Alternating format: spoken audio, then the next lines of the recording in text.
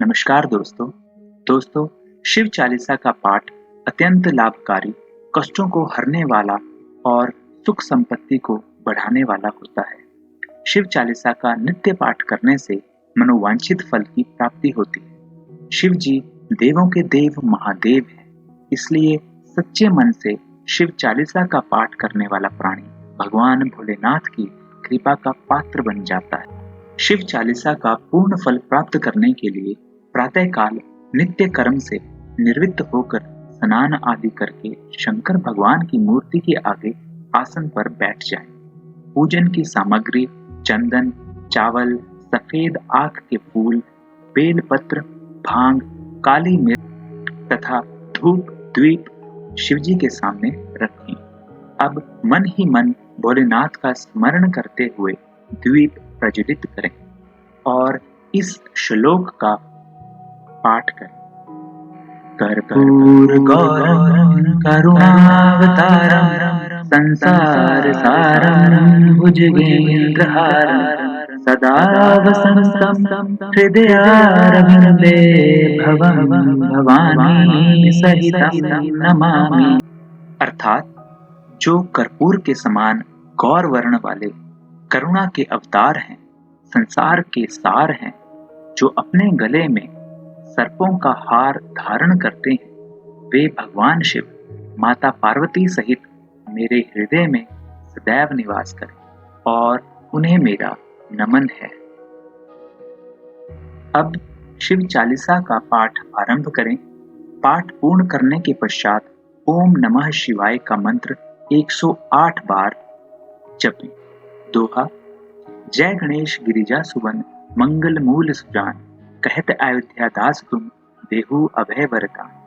अर्थात पार्वती पुत्र समस्त मंगलों के ज्ञाता श्री गणेश जी की जय हो।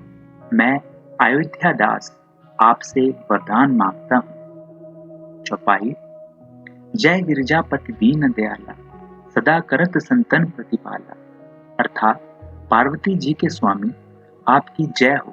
आप दीन लोगों पर कृपा करते हैं और साधु संत जनों की रक्षा करते हैं। बाल चंद्रमा सोहत नेके कानन कुंडल नाग फने। अर्थात हे त्रिशूलधारी नीलकंठ, आपके मस्तक पर चंद्रमा सुशोभित हैं और कानों में नागफनी के कुंडल शोभायमान। अंग गौर सिर गंग बहाए मुंडमाल तनक्षार लगे। अर्थात आप गौर वर्णी हैं और सिर की जटाओं में गंगा जी बह रही हैं। गले में मुंडों की माला है और शरीर पर भस्म लगा रखी है। वस्त्र खाल बाघंबर सोहे छवि को देखी नाग मनमोह। अर्थात हे त्रिलोकी, आपके वस्त्र बाघ की खाल के हैं। आपकी शोभा को देखकर नाग और मुनिजन मोहित हो रहे हैं। मैना मातु की हवे दुलारी बाम अंग सोहत छवि नारी। अर्थात माता मैना की प्रिय पुत्री पार्वती जी आपके बाईं ओर सुशोभित हैं। इनकी शोभा अत्यंत निराली और न्यारी है। कर त्रिशूल सोहत छवि भारी करत सदा शत्रुन क्षयकारी। अर्थात आपके हाथ में त्रिशूल अपनी उत्तम छवि से शोभामान हो रहा है, जिससे आप सदैव शत्रुओं का संहार करते रहते हैं। नंदी गणेश सोहे कह कैसे सागर मंथ कमल हैं जैसे। अर्थात आपके पास आपका वाहन नंदी और गणेश जी कुछ इस प्रकार शोभायमान हो रहे हैं जैसे समुद्र के बीच में कमल खिले। कार्तिक श्याम और गणराओ या छवि को कही जात न काओ। अर्थात कार्तिकेय जी और उनके गण वहां पर विराजमान हैं। इस दृश्य की शोभा का वर्णन कोई नहीं कर सकता। देवन जब ही जाए पुकारा तभी दुख प्रभु आप निवारा। अर्थात हे त्रिपुरारी, देवताओं ने जब भी सहायता की पुकार की, हे नाथ, आपने बिना विलंब किए उनके दुख दूर किया। उपद्रव तारक भारी देवन सब मिले तुम्ही जुहारी। अर्थात जब ताड़कासुर ने बहुत अत्याचार करने आरंभ किए तो सभी देवताओं ने आपसे रक्षा करने की प्रार्थना की। तुरंत षडानन आप पढ़ायो लव निमेश महामारी गिरायो। अर्थात आपने उसी समय कार्तिकेय जी को वहां भेजा और उन्होंने पलक झपकने की देरी में उस राक्षस को मार गिराया। आप जलंधर असुर सहारा श्वेस तुम्हारा विविध संसारा। अर्थात आपने जलंधर नामक भयंकर राक्षस का संहार किया, उससे आपका जो यश फैला उससे सारा संसार परिचित है। त्रिपुरासुर सन युद्ध मचाई, सभी कृपा करी दीन बचाई। अर्थात त्रिपुर नामक राक्षस से युद्ध करके आपने सभी देवताओं पर कृपा की और उनको उस दुष्ट के आतंक से मुक्त किया तभी भगीरथ बारी पूर्व प्रतिज्ञा तासु पुरारी। अर्थात राजा भगीरथ के ताप के बाद आपने अपनी जटाओं में वास करती गंगा को जाने की आज्ञा दी। भागीरथ की प्रतिज्ञा आपके कारण ही पूरी हुई। दानी नमः तुम सम कोउ नाही, सेवक अस्तुति करत सदाहि। अर्थात आपकी बराबरी करने वाला कोई दानी नहीं है। भक्त लोग सदा ही आपका गुणगान व यशोगान करते रहते हैं।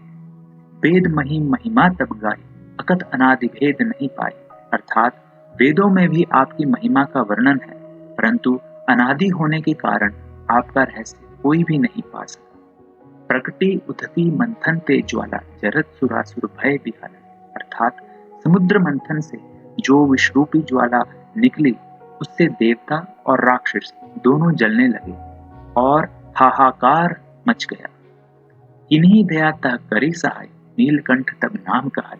अर्थात हे नीलकंठ, तब आपने उस ज्वाला रूपी विष का पान करके उनकी सहायता की, तभी से आपका नाम नीलकंठ पड़ गया। पूजन रामचंद्र जब कीना, जीत के लंक विभीषण दीना। अर्थात लंका पर चढ़ाई करने से पूर्व श्री राम ने आपकी पूजा के बाद ही विजय प्राप्त की और विभीषण को लंका का राजा बना दिया। सहज कमल में हो रहे धारी, कीना परीक्षा तभी पुरारी। अर्थात हे महादेव, जब श्री रामचंद्र जी सहस्त्र कमलों से आपकी पूजा कर रहे थे तब आपने फूलों में रहकर उनकी परीक्षा ली। एक कमल प्रभु रखियो जोई, कमल नयन पूजत चह सो।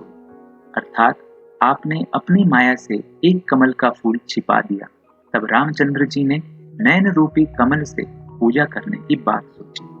कठिन भक्ति देखी प्रभु शंकर, भय प्रसन्न दिए इच्छित वर। अर्थात इस प्रकार जब शिवजी ने अपने में रामचंद्र जी की यह दृढ़ आस्था देखी तब आपने प्रसन्न होकर उन्हें मनचाहा वरदान दी। जय जय जय अनंत अविनाशी, करत कृपा सबके घटवासी।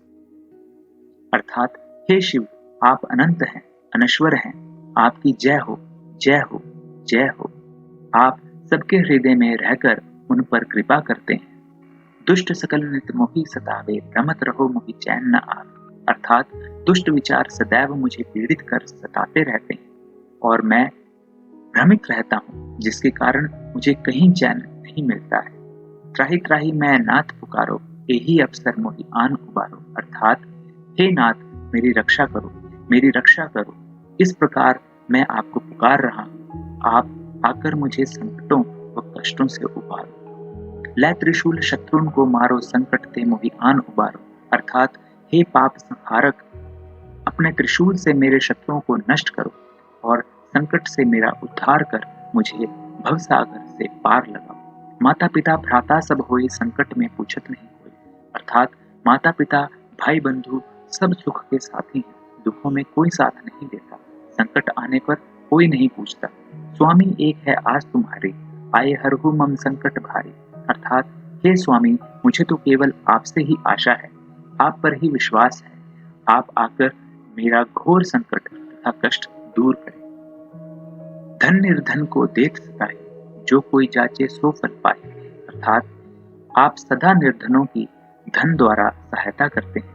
आपसे जिस फल की कामना की जाती है वही फल प्राप्त होता है। स्तुति के ही विधि करे तुम्हारी, शंभुनाथ अब चूक हमारी।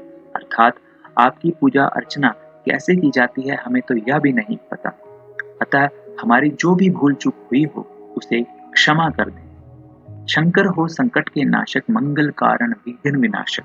अर्थात आप ही कष्टों को नष्ट करने वाले हैं, सभी शुभ कार्यों को कराने वाले हैं तथा सब विघ्न बाधाओं को दूर करने कल्याण करने वाले हैं। योगी यति मुनि ध्यान लगावे, शारद नारद शीश नवावे।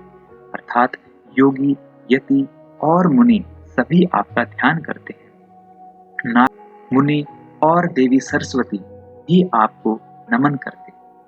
नमो नमो जय नमः शिवाय, तो ब्रह्मादिक पार न पाए। अर्थात ओम नमः शिवाय इस मंत्र का जाप करके भी ब्रह्मा आदि देवता आपकी महिमा का पार नहीं पा सके। जो यह पाठ करे मन लाई तापर होत है शंभु सहाय। अर्थात जो कोई भी मन तथा निष्ठा से शिव चालीसा का पाठ करता है, शंकर भगवान उसकी सहायता कर उसकी सभी इच्छाएं पूर्ण करते हैं। ऋणिया जो कोई हो अधिकारी पाठ करे सो पावनहारी। अर्थात हे करुणा निधान, कर्ज के बोझ से दबा हुआ व्यक्ति आपके नाम का जप करे तो वह ऋण मुक्त सुख समृद्धि प्राप्त करता है। पुत्र होने की इच्छा कोई निश्चय शिव प्रसाद पे ही हो। अर्थात जो कोई भक्त पुत्र प्राप्ति की कामना से पाठ करता है तो आपकी कृपा से उसे पुत्र रत्न की प्राप्ति होती है। पंडित त्रयोदशी को लावे ध्यान पूर्वक होम करावे। अर्थात हर श्रद्धालु तथा भक्त को प्रत्येक माह की त्रयोदशी तिथि को विद्वान पंडित को बुलाकर पूजा तथा हवन करवाना चाहिए। त्रयोदशी व्रत करे हमेशा ताके तन नहीं रहे कलेशा। अर्थात जो भक्त सदैव त्रयोदशी का व्रत करता है उसके शरीर में कोई रोग नहीं रहता और किसी प्रकार का कलेश भी मन में नहीं रहता। धूप दीप नैवेद्य चढ़ावे शंकर सम्मुख पाठ सुनावे।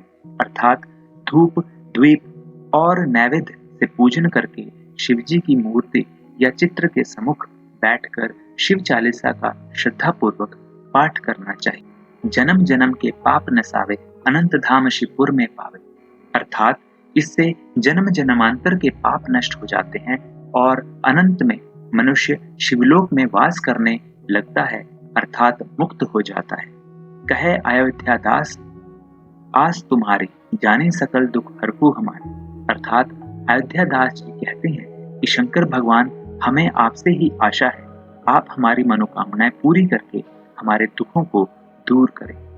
दोहा नित नेम कर प्रातः ही पाठ करो 40, तुम मेरी मनोकामना पूर्ण करो जगदीश। मंगसर छठी हेमंत ऋतु संवत 64 जान, स्तुति चालीसा शिव ही पूर्ण कीन कल्याण। अर्थात इस शिव चालीसा का 40 बार प्रतिदिन पाठ करने से भगवान मनोकामना पूर्ण करते हैं। मृगशिर मास की छठी तिथि हेमंत ऋतु संवत 64 में यह चालीसा रूपी शिव स्तुति लोक कल्याण के लिए पूर्ण। ओम नमः शिवाय। बहुत बहुत धन्यवाद।